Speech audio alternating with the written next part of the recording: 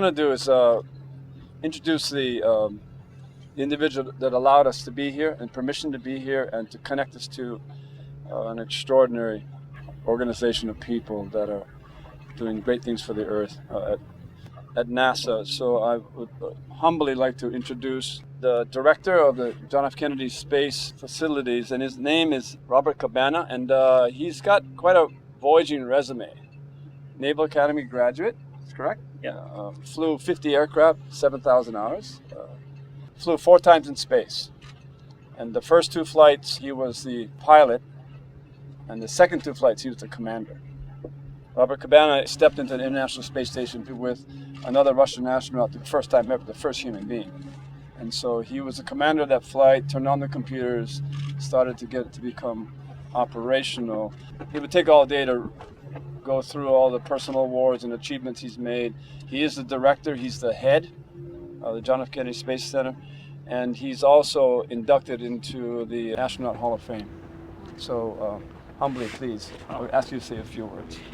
No, first off, it is a real pleasure for me to be here today. We were talking earlier, and what a crew does on a sailboat, it's no different from how a crew behaves on a space shuttle in space or on the International Space Station, as far as how you interact with one another, how you socialize, how you operate, and you become a family. And I think there are so many likenesses. You know, you're going around the world exploring, and I can speak from experience. I've been around the world a few times. And I think you will agree that the one thing that is common for both of us, even though we see it from a different vantage point, is how beautiful this earth is that God gave us.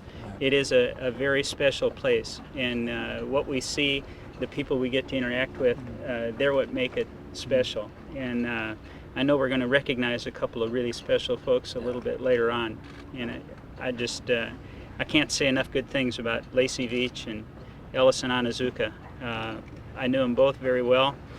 Lacy, one of the finest men I know, and a fighter, wasn't he? Yes. He never gave up, man. He always worked towards his goals, and didn't matter what it was. He set his course, and he gave it his all. I believe I call it stubborn. Yeah.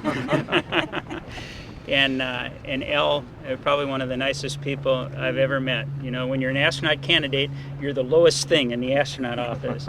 And Elle was an assigned crew when I met him, and he went out of his way to make me feel welcome. And I think that's the spirit of Hawaii. It's a welcoming spirit, and the people, they're special. So I just am so pleased that we are able to share with your crew everything that we're doing in our exploration of space, and you'll get to see it this afternoon firsthand. But I think we're all bound together in some way, and it's special for me to be here today. I didn't know Ellison that well, but I knew Lacy very well, and he would speak about William Anders on Apollo 8 and the photograph of the Earthrise. Mm-hmm. Lacy started to talk about that as being the island in an ocean of space. Yep. Fragile, beautiful, infinitely complex on life, and it's the only place we can find in space. These are Lacy, right? Yeah. In the universe, and why don't you take care of it? And so when we look at who cares for the Earth, we look to NASA. I mean, the work that NASA's done for the protection of the Earth through all the science it has in space, what it's done for humanity is almost immeasurable. So our aloha to NASA for all that it's done all these decades to make the world a better place and bring goodness to our island that we call planet Earth. Everybody in my time saw Ellison as our great hero.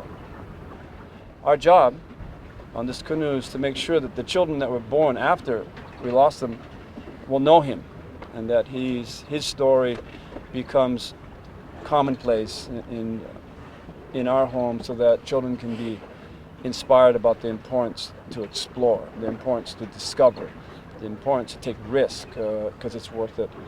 What he's done has inspired all of us, and he was the first, like you, going through the hatch door when nobody else did from Hawaii. And so we have a small gift for Lorna. She couldn't make it. Can I read this quote to everybody? Sure. This is a quote by Ellison. Your vision is not limited by what your eye can see, but by what your mind can imagine. Many things that you take for granted were considered unrealistic dreams by previous generations. If you accept these past accomplishments as commonplace, then think of the new horizons that you can explore. Ellison, Onizuka. I don't think truer words were ever spoken by an explorer. I wanted to thank everyone for coming and sharing the Hokulea with us. It means a lot to me and my family. When Lacy passed, I used to say, I need a sign. I need to know that you're okay. And I never got a sign until today. And I really feel his spirit here with all of us. He and Nainoa shared a friendship that I had never seen before with Lacy. I used to say that they are soulmates in an old wisdom type way. They connected on a level that was so special to Lacy. He missed Hawaii. There is something about Hawaii and people who are from there that you may leave the island, but the island does not leave you. And because of his friendship with Nainoa, he was able to keep that even more so.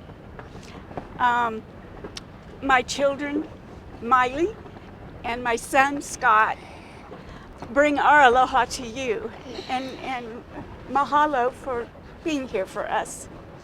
I asked Michael, Lacy's brother, as kind of our patriot, if he wouldn't mind saying a couple of words.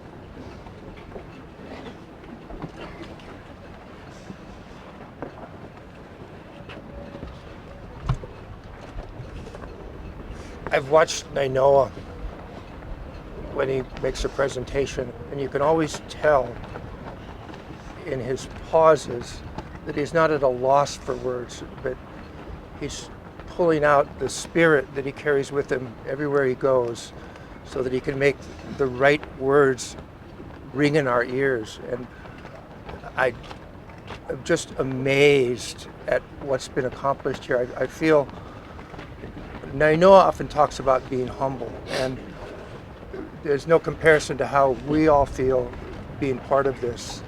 The incredible things that you all have done. The NASA family, the Hokulea family, everybody that's here that has, no matter, we used to say, being Hauli's growing up in Hawaii, Hauli skin, Hawaiian heart. And it's really like that. Everybody here is got a Hawaiian heart today. And I lack the eloquence or the wisdom to tell you how we're all feeling. But, one thing that I wanted to say is that everybody that's here, besides doing this wonderful thing you're doing, you have a life too. You're real people. And I think of Lacy, it's like, wait a minute, this is my brother.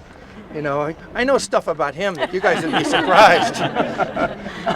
But not to take away from it, because when you talk about the kids and them growing up, they need to see that side too, right? Because sometimes it seems like people that accomplish this stuff, like the crew and Nainoa and everybody that's here, that it's like, oh, these guys are special.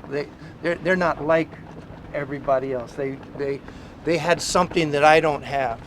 And I think part of the message that Hokulea brings is that, no, that's not true.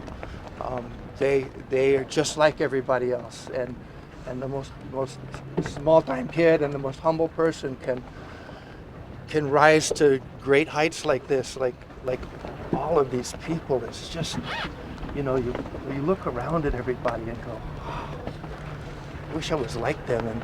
And yet we're all like them. And I just thank you, Nainoa, Hokulea, NASA, thank you. Lacy always felt that way back when he was a Thunderbird. He always volunteered to go to the schools to connect with the children. And part of that was because he was probably Will's age when he said, I want to be an astronaut when I grow up. Everybody said, yeah, sure you did, kid. But they are our future. They are the next generation, and what they are learning from the Hokulea as well as from the astronauts, I think all of them give a lot of their time to go to the schools and connect with the children, because if not for them, what are we doing here, right? So I just wanted to say how special you all are in going to the schools wherever you go. I think that alone, if you did nothing else, would be worth it. I'm so emotional. 1991. Lacy, there was a 150-year anniversary of Punahou School, and so they celebrated at the Waikiki Shell. It's this big amphitheater on the grass, hold thousands of people, and I hid in the curtains and in the rows and in the shell, waiting for my hero. Because I would go speak to kindergartners, and there'd be these life-size posters of Lacy in his spacesuit, inspiring young children to believe and to voyage and to discover and to explore. And so he walks by the curtains. I see my hero go up to the stage. He shows this video of Columbia flying in space, and standing ovation. And then he just rushes off. But I saw my hero. I didn't grab him or anything, but I saw him. And true story, I get a call at 6:30 the next morning from the governor's office, right? And some staff guy saying, Lieutenant Colonel Lacy Veach wants to go sailing with you today. I had no idea how they knew. So I get the crew together and say, hey, you guys, today is like a really, really special day. You know, my hero's coming.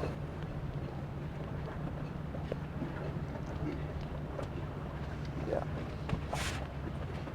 And put on a t-shirt, put something on your feet, and speak good English the best you can. And, so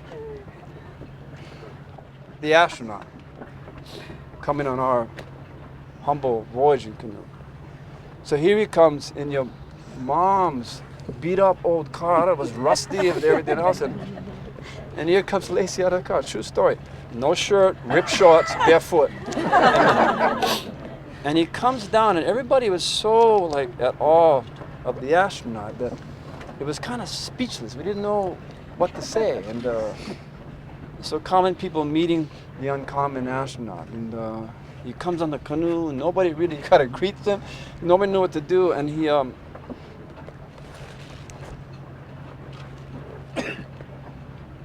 went over there, and he started to rub the wood with his hand. And then he turned to us, kept rubbing the wood with his hand. And he turned to us and said, thank you so much for letting me come sail with you today. Because today is a day that I'm going to learn what the power of exploration really is. And I looked at him and said, today's the day I know I'm going to have a great friend. And, Lacy planted the seed of the idea. And let's not forget how powerful good ideas are that drives the many to accomplish many good things. And so the worldwide voyage seed was planted back in 1992 when Lacy was drinking beer with my father in the old wooden house. And Funny how that worked. funny, these two great navigators were so excited that the enthusiasm that was infectious about, yeah, we'll take Hokulea around the world. The world's fragile. We need to rethink the new sail plan to take care of it, and Hokulea needs to help, and this is Lacy, and Hokulea needs to see the earth and feel the earth. How do you protect something you can't understand? And then my dad was saying, well, is the Hawaiian community strong enough to do this? Are they ready to do this? And he was optimistic, and so they had this amazing conversation that I was not even involved in. I was just sitting back and listening to these great navigators. And so 1992 they planted the seed, but it took us 22 years to go to get over the kind of hurdles of what we call fear, and the hurdles that of disbelief. It's a beautiful idea to sail around the island Earth, but when you start to calculate how difficult and how challenging and how dangerous that is, it always drove us back to coming into a dream that we couldn't realize until we had to, because we didn't forget about the seed. And when you look at 35 years of legitimate science, good peer-reviewed science, it would argue that we're changing the Earth and the sail plans in a way in which humanity does not want it to go. And we've been around the world, and we've found fear in many people about a future that they can't see and they can't control. And so Lacy, with the premonition of needing to go around the Earth, Alice, I didn't forget. Michael, I didn't forget. And I made the promise primarily to my friend.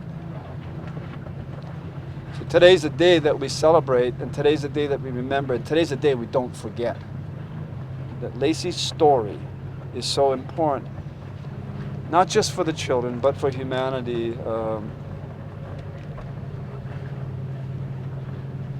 So again, I mean, Robert, you have no idea how grateful we are to you to allow the permission to be here, to be with NASA, to create the story, and make sure that I, on the personal side, can keep my promise that Lacy counts. And,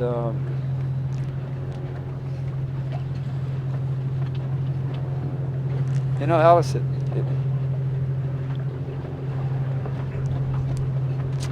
never goes away. That the power of friendship is above all. And Lacy is the guy that I can count on one hand.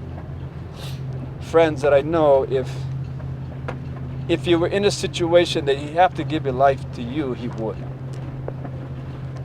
He was a man of courage. He's a man of loyalty. And he was best friend. Best friend. And it never goes away. It never goes away. So today's difficult because, yes, we celebrate, but we also miss him. I remember that day in the governor's office. Many times traveling as an astronaut and their spouse, whoever's hosting you will say, you know, well, what can we do for you? And the governor of Hawaii was like that, you know, what can we do for you? And Lacy said, I would love to go on the Hokulea and meet Nainoa Thompson.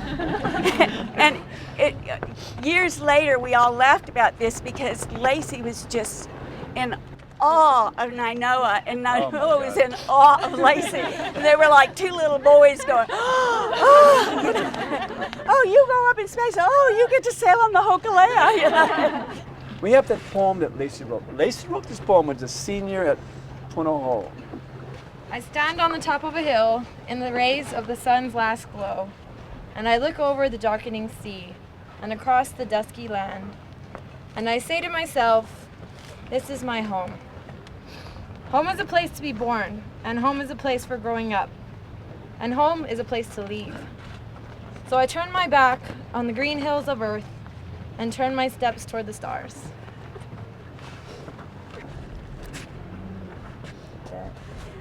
I've always dreamed of being a navigator, like the ancient mariners of old, only I plan to sail to the stars. And know that Lacy will be with you every step of the way.